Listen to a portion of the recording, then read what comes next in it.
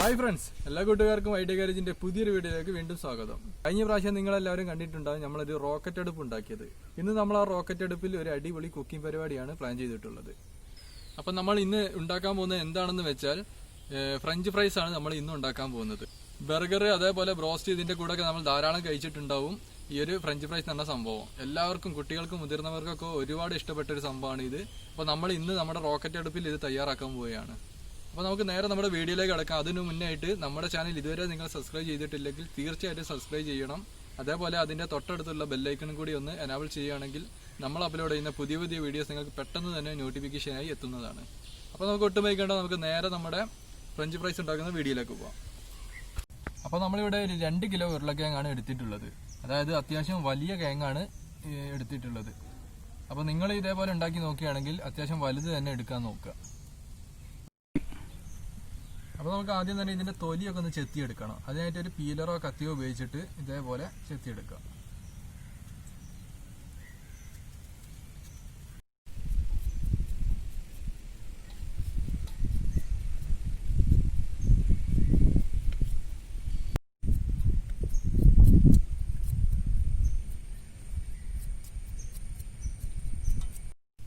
അപ്പോൾ നമ്മുടെ കിഴങ്ങ് മൊത്തം നമ്മൾ ഇവിടെ പീൽ ചെയ്ത് കഴിഞ്ഞിട്ടുണ്ട്. ഇനി നമുക്കിത് നമ്മുടെ ഫ്രഞ്ച് ഫ്രൈസിനുള്ള ആ ഒരു ഷേപ്പിൽ നമുക്കിതൊന്ന് കട്ട് ചെയ്തെടുക്കണം.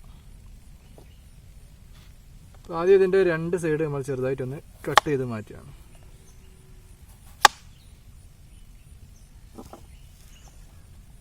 ഇനി നമുക്കിതിൻ്റെ ഒരു നടു കട്ട് ചെയ്തെടുക്കാം.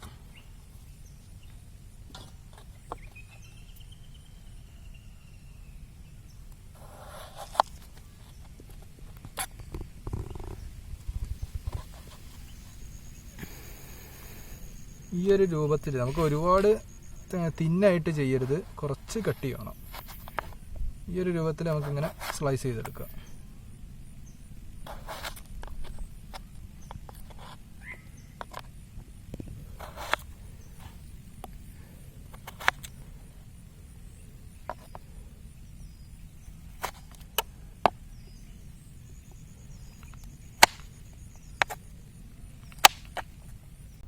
ഈ ഒരു തിക്നെസ്സിലാണ് ഇനി നമുക്ക് ബാക്കിയുള്ള പീസും കൂടി കട്ട് ചെയ്തെടുക്കേണ്ടത്.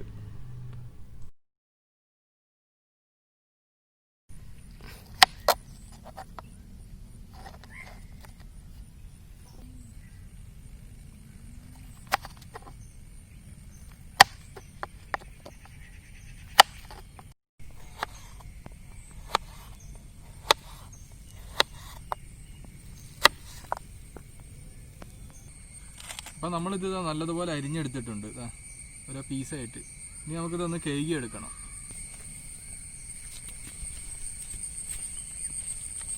അപ്പോൾ ഇതിൽ മറ്റൊരു പാത്രത്തിലേക്ക് ഇട്ട് കൊടുക്കുക.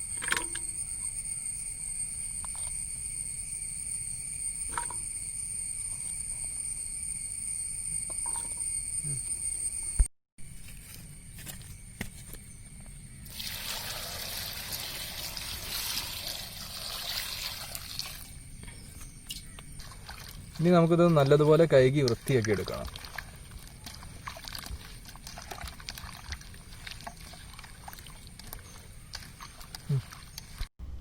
ഇനി നമുക്ക് നമ്മുടെ അടുപ്പൊന്ന് കത്തിച്ചെടുക്കണം.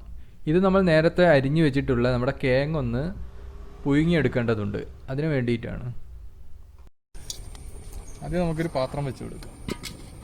ശേഷം കുറച്ച് വെള്ളം ഒഴിച്ചു കൊടുക്കണം.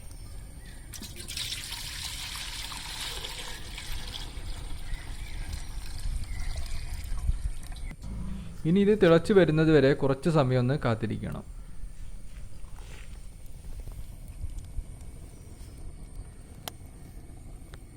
ഇപ്പം നമ്മുടെ വെള്ളം ഏകദേശം തിളച്ച് വരുന്നത് തുടങ്ങിയിട്ടുണ്ട്.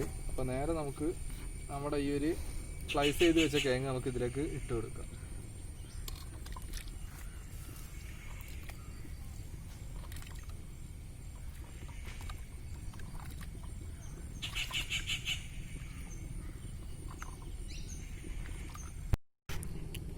ഇനി നമുക്കിതിലേക്ക് കുറച്ച് ഉപ്പിട്ട് കൊടുക്കണം.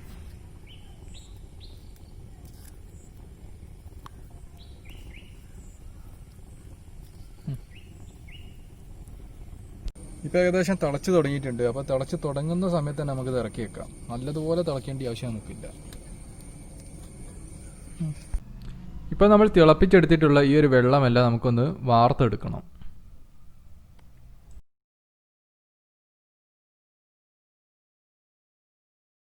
ഇനി നമുക്ക് പുഴുങ്ങിയെടുത്തിട്ടുള്ള കേങ്ങ് ഒന്ന് ഡ്രൈ ആക്കി എടുക്കണം, അതിലെ വെള്ളമെല്ലാം കളഞ്ഞിട്ട്. അതിനുവേണ്ടി ഞാനിവിടെ ഒരു 2-3 വാഴയില എടുത്തിട്ടുണ്ട്. അതിന് മുകളിലേക്ക് ബട്ടർ പേപ്പർ വെച്ച് കൊടുക്കുകയാണ്. ഇതിലേക്കാണ് നമ്മൾ ആ പുഴുങ്ങിയെടുത്തിട്ടുള്ള കേങ്ങ് ഇട്ട് കൊടുക്കുന്നത്. എന്നിട്ട് നല്ലതുപോലെ പരത്തി കൊടുക്കുക. ഇങ്ങനെ ഒരു 20-25 മിനിറ്റ് കഴിഞ്ഞിട്ടുണ്ടെങ്കിൽ നമ്മുടെ ഈ ഒരു കേങ്ങ് നല്ലതുപോലെ ഡ്രൈ ആയിട്ടുണ്ടാകും.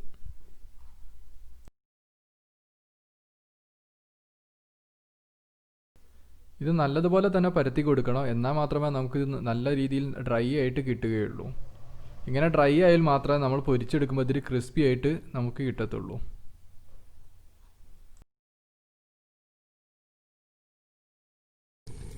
ഇനി നമുക്ക് ഇതിലേക്ക് ഒരു ചട്ടി വെച്ച് കൊടുക്കാം. ഇതിലാണ് നമ്മൾ ഇത് വറുത്തെടുക്കാൻ പോകുന്നത്.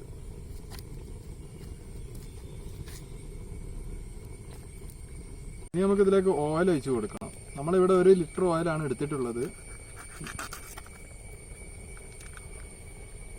ഇപ്പം അതൊക്കെ ഇതിലേക്ക് ഒഴിച്ച് കൊടുക്കുക.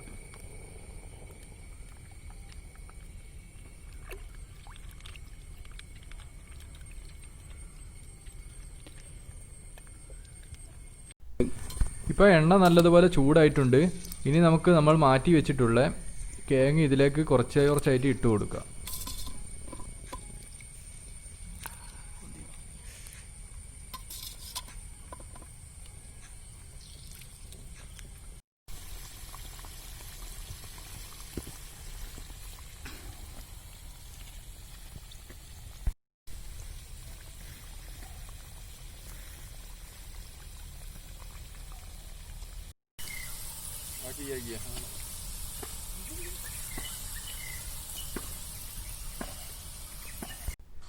ഇപ്പോൾ ഒരു ഗോൾഡൻ കളറായിട്ട് വന്നിട്ടുണ്ട്. ഇനി നമുക്കിത് ഒരു പാത്രത്തിലേക്ക് കോരിയെടുക്കാം.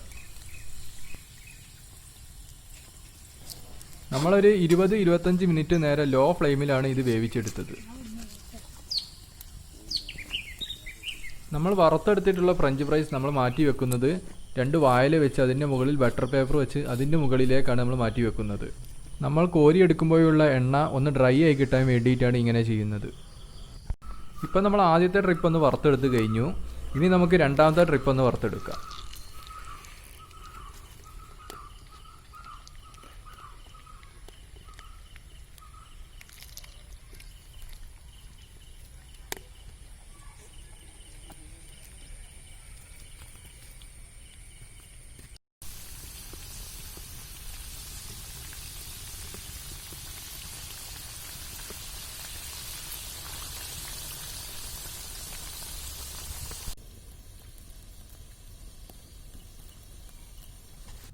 ഇപ്പം നമ്മുടെ രണ്ടാമത്തെ ട്രിപ്പും നല്ലതുപോലെ വെന്ത് വന്നിട്ടുണ്ട്. ഇത് നമുക്ക് കോരി മാറ്റി വെക്കാം.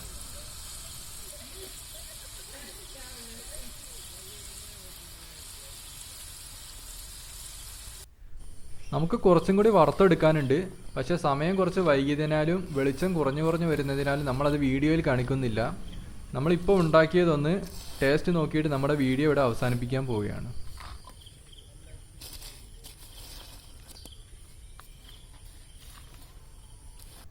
അപ്പോൾ ഫ്രഞ്ച് ഫ്രൈയുടെ കൂടെ കഴിക്കാൻ നമ്മൾ കുറച്ച് ടൊമാറ്റോ സോസും കൂടി വാങ്ങിയിട്ടുണ്ട്.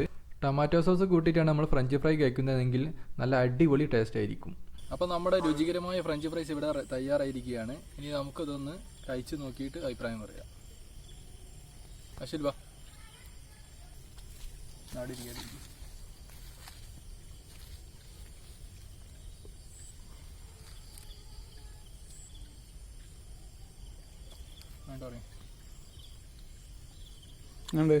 അടിപൊളി, നല്ല ക്രിസ്പിയാണ്.